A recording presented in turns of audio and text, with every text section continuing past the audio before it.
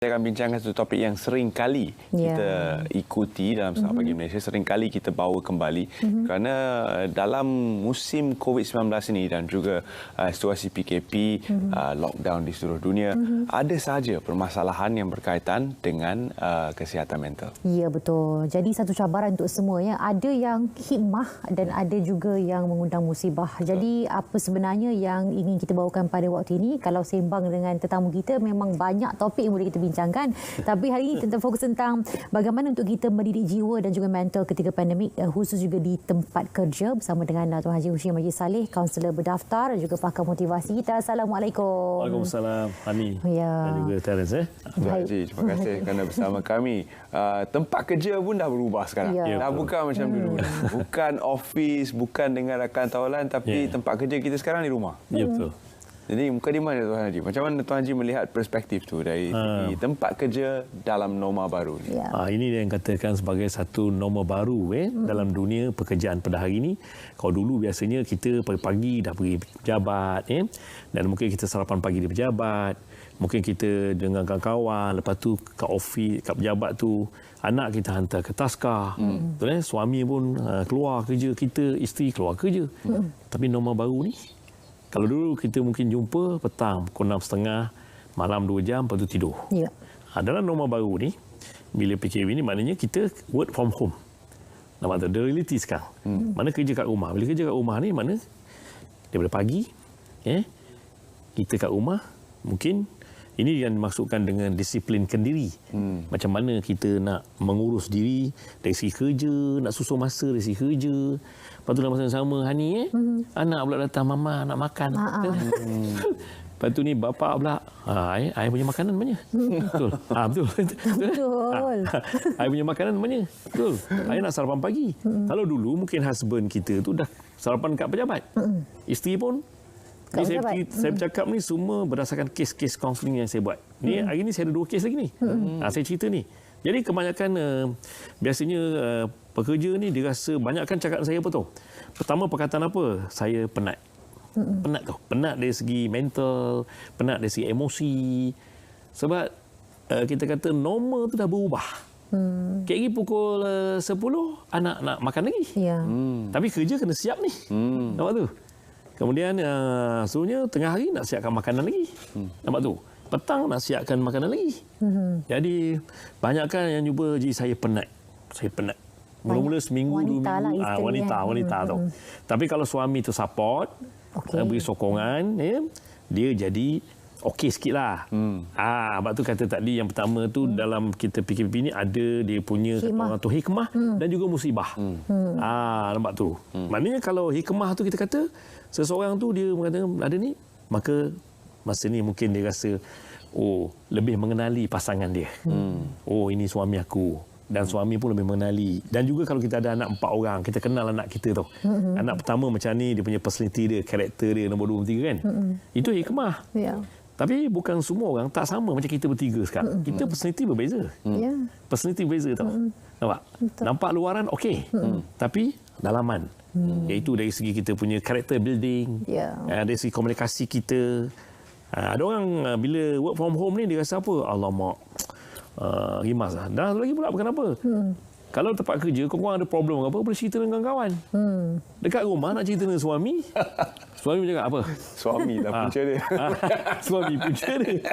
Tapi ada juga talent tu, suami sebagai support system. Dia ada bagi hikmah dengan musibah tadi tu. Jadi kat sinilah akan datangnya, iaitu, ini topik kita pada pagi ni. Iaitu dari segi mental, kemudian emosi. Dia akan, dua-dua ni akan efek tu. Masa PKPB ni dah hampir 9 bulan dah. Lebih kurang ya. Lebih kurang. Dan saya cakap teranglah, banyak betul saya terima kes-kes. Kalau staf-staf pekerja ni banyak jumpa saya apa, Haji, saya panic disorder. Banyak panic disorder. Panic disorder maknanya malang dia tak boleh tidur. Kalau di luar sana ada tanda-tanda, contoh macamnya dia letak kepala, Terence. Hani biasanya kita Terence letak kepala 2 minit jalan. Tidur. Jalan tidur terus kan. Tapi kalau you letak kepala, setengah jam tak jalan lagi tu. Because you punya pemikiran very hyperactive. Duk fikir ni, besok apa pula? Semalam aku dah masak cekodok, besok benda apa pula? Lepas tu kerja ni, benda pula ni? Apa benda pula ni? Ini bos aku telefon pula marah aku ni. Kerja tak siap, kerja mesti siap. Walaupun work from home, kerja mesti siap. Tapi the environment dah berbeza. Itu panic disorder. Kadang-kadang tidur, tapi kadang-kadang pukul 3 terbangun sendiri tau. You rasa, kadang-kadang ambil laptop letak je. Pegang laptop. Buat apa ni? Nak buat kerja lah. Sebab mungkin terlalu banyak menghadap skrin agaknya Tuan Haji. Sebab kalau kita ke tempat kerja, lepas dah balik kerja tu tak tengok skrin dah. Yes. Tapi yang ini 24 jam bos kita akan ganggu. Yes, betul. Sebab kita dihadiahkan dengan teknologi ni. Kadang-kadang ada yang syarikat yang bagi.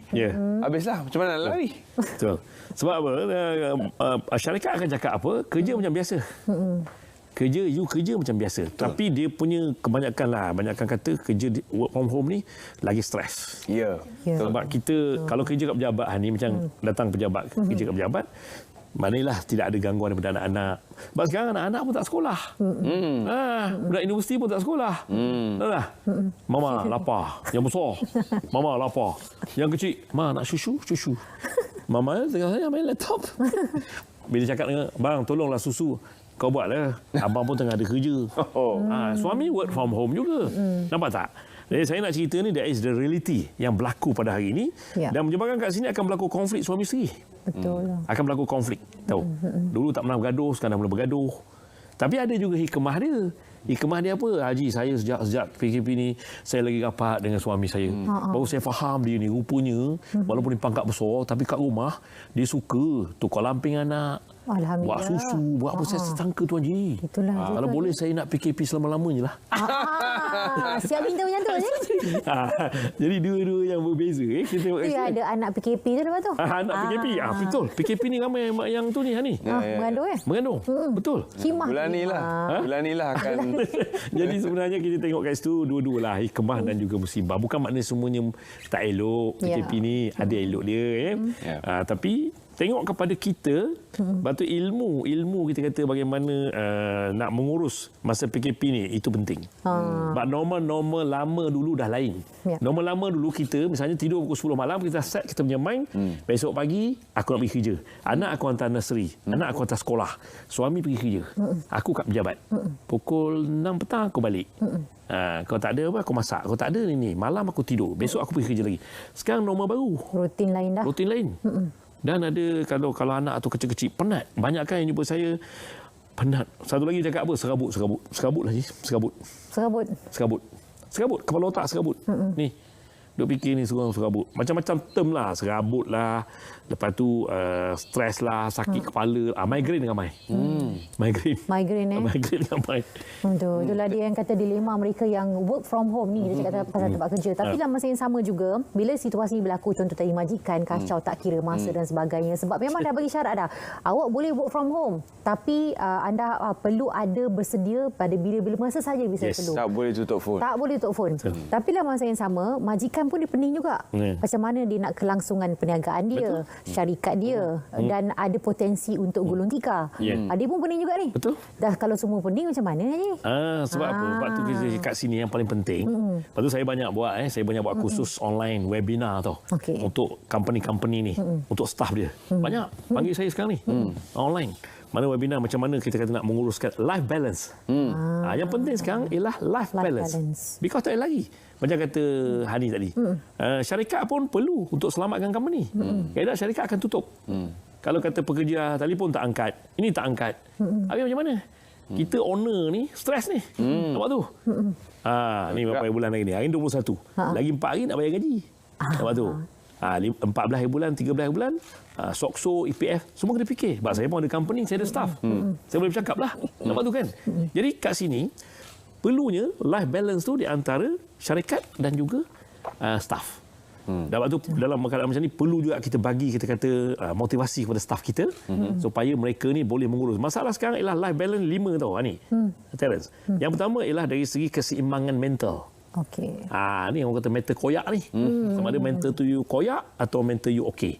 Yang kedua yang paling banyak sekarang ni ialah iaitu efek kepada emotional quotient. Emosi tu.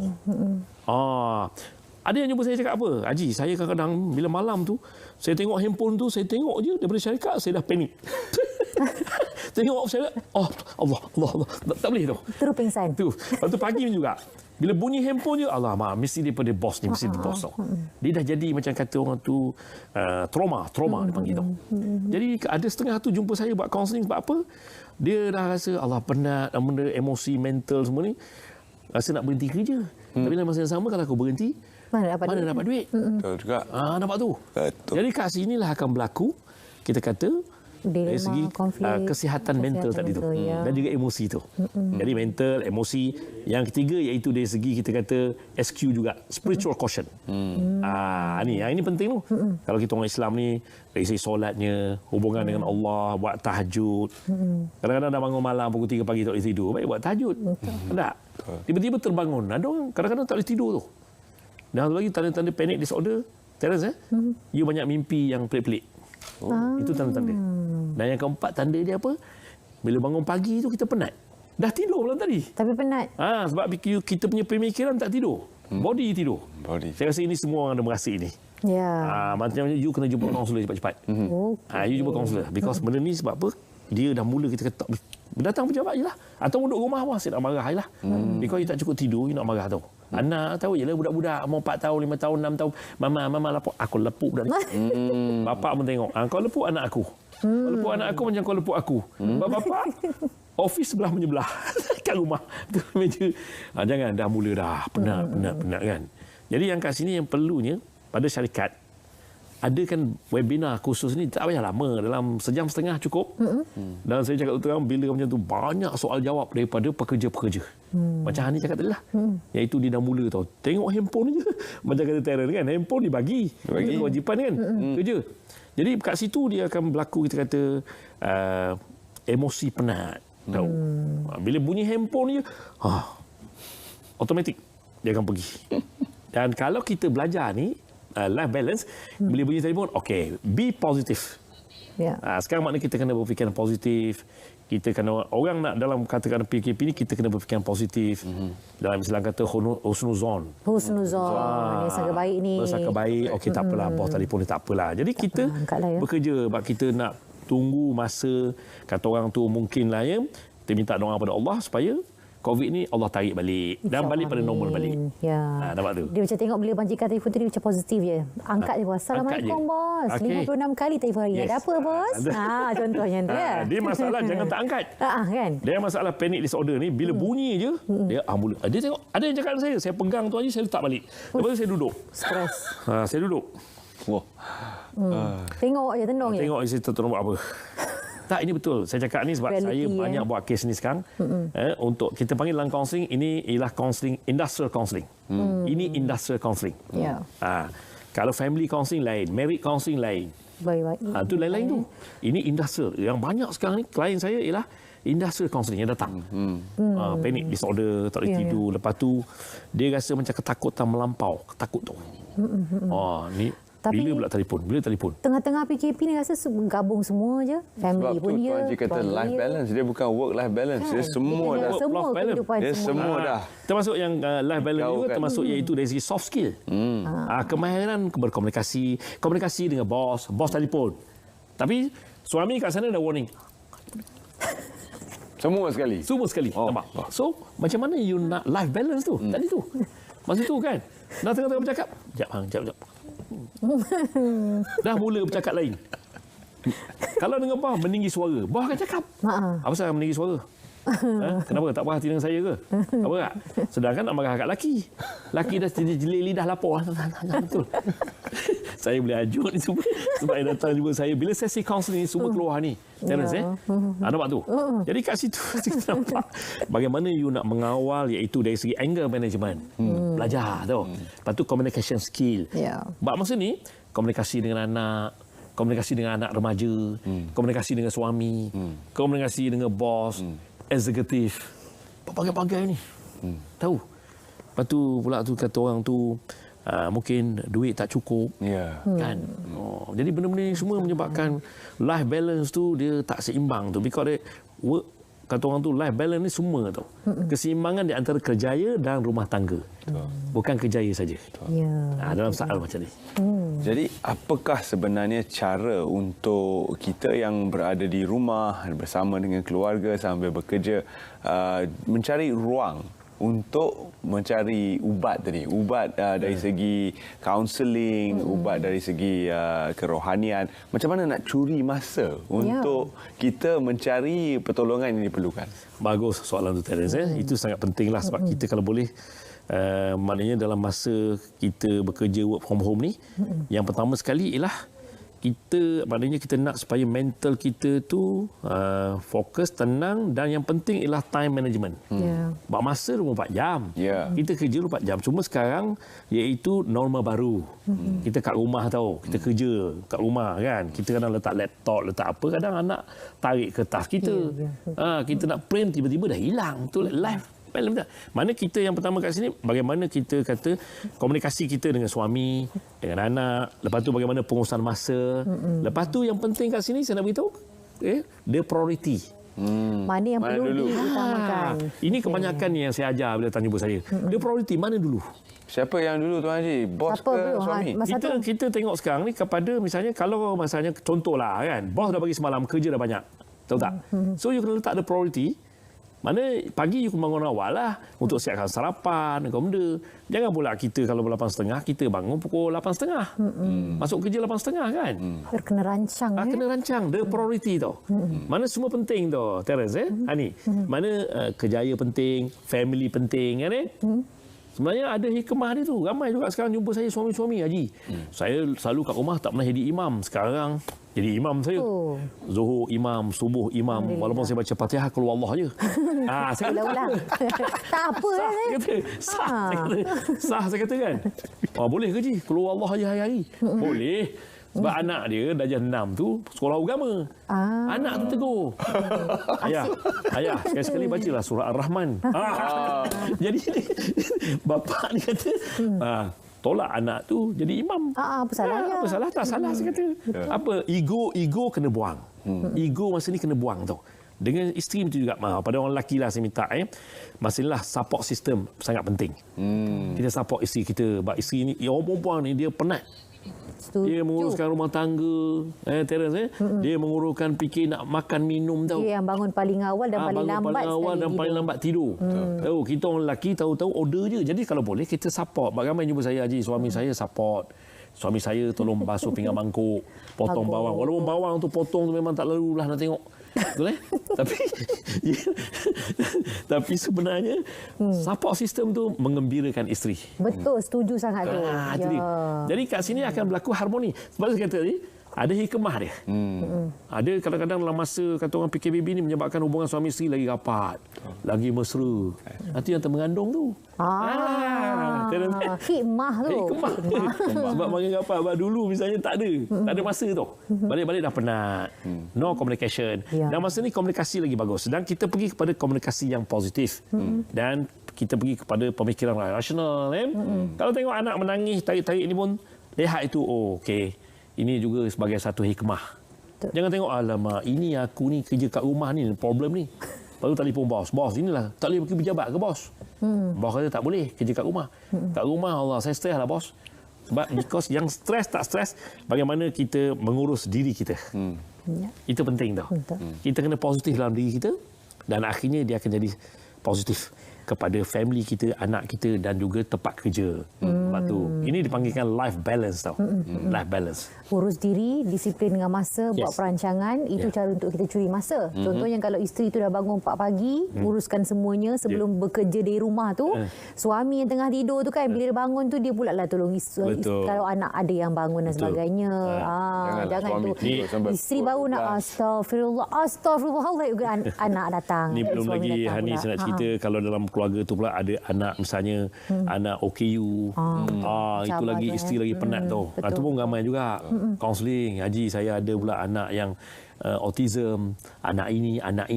Itu lagi penat tau. Kadang budak-budak ini dulu selalu hantar ke nursery dan sebagainya, ada orang jaga. Bila ni semua dia pula jadi nursery pula. Bayangkan penat tu. Jadi ini kita bincang ni penat emosi dan psikologi, penat mental. Tapi yang penting kat sini ialah support system. Kita suami isteri lah. Suami kena support isteri. Sebab isteri pun kerja juga. Kalau suami kerja 8 jam, isteri kerja 8 jam. Sama je. Tapi tambahan pula isteri lagi tu. Anak-anak jarang pergi tarik-tarik seluar ayah. Betul? Ayah nak makan adik. Tak ada. Dia banyak cari mak. Mama lapar.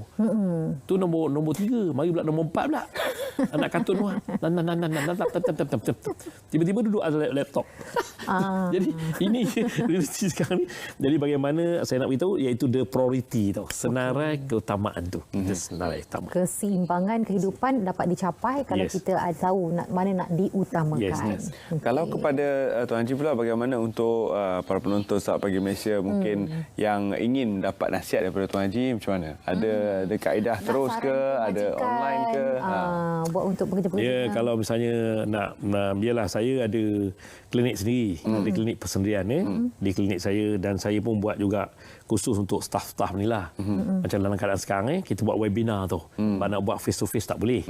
Tapi saya adalah topik macam topik ni lah ni, salah satu ni topik yang paling popular ni yang kita bincang pada pagi ni. Kan jadi kalau tu maknanya pentinglah saya ingat untuk kata orang tu staf-staf ni rasa boleh dia nampak jalan lah. Dan juga bos-bos pun faham masalah staf tu. Betul. Kita bukan dalam keadaan macam ini, memang kita kata dua-dua kena bekerjasama, dua-dua kena memahami lah. Pihak majikan dan juga pihak pekerja. Tak boleh kita tekan sangat pekerja kita. Nanti stres jadi pentinglah. Bolehlah hubungi saya nanti. Okey, boleh dapat cari saja Tuan Haji di mana-mana ataupun buat carian di Google, so pasti boleh jumpa dengan Tuan Haji di klinik persendiriannya untuk mendapat khidmat nasihat tentang bagaimana untuk mengurus masa dengan lebih bijak. Kurangkan tekanan, itu yang penting supaya life balance tu akan terhasil lah, insya-Allah nanti. Kita cuba kalau tak cuba sekarang kita tak tahu. Jangan kita tangguh-tangguhkan sebab kita akan mendapat impaknya lebih cepat dan segera kalau kita mulakan sekarang. Betul. Ya, baik, itu ucapan terima kasih kepada Tuan Haji Hushim Haji Saleh, kaunselor berdaftar juga pakar motivasi, bersama kita berkongsi tentang kesihatan mental dan pengurusan emosi di tempat kerja yang bukan di pejabat saja sekarang, tetapi lebih di rumah. Okey, baik, terima kasih sekali lagi. Okey, sama Hadi.